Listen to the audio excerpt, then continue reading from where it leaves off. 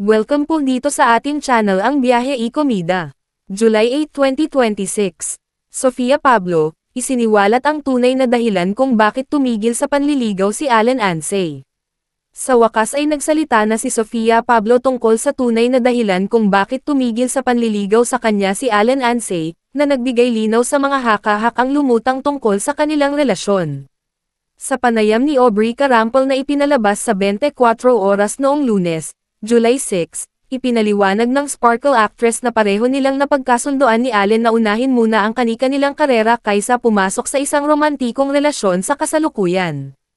Inamin ni Sofia na hindi naging madali para sa kanilang dalawa ang pagsabayin ang trabaho at pag-ibig. Mahirap po talaga i-balance yung career and love life.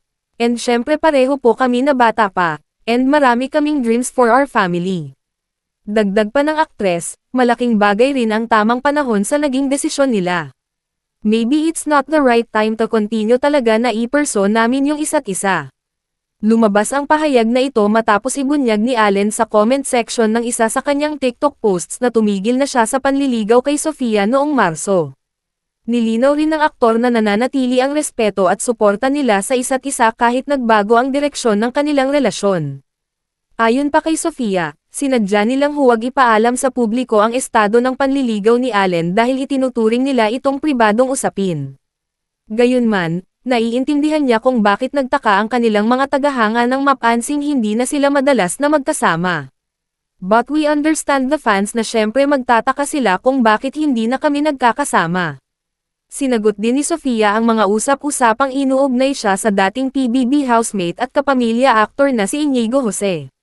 Mariin niyang itinanggi na may ibang taong naging dahilan ng pagtigil ni Allen sa panliligaw.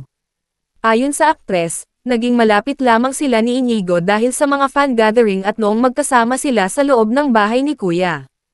Iginiit niyang walang kinalaman ang sino man sa naging desisyon nila ni Allen.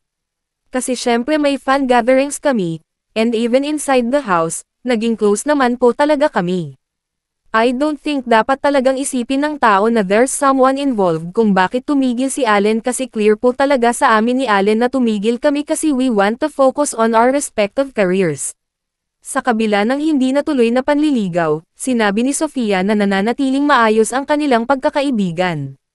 Nang tanungin kung bukas pa rin ba siyang makatrabaho si Allen, positibo ang kanyang naging tugon.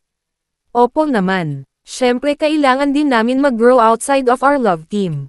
Sa kabuuan, nilinaw sa panayam na pinili nina Sofia Pablo at Allen Ansay na unahin muna ang kanilang mga pangarap at karera, habang pinananatili ang respeto, suporta, at magandang samahan sa isa't isa. Mahirap po talaga i-balance yung career and love life. Syempre pareho po kami na bata pa and marami kaming dreams for our family. Maybe it's not the right time to continue talaga na pursue namin yung isa't isa at the moment.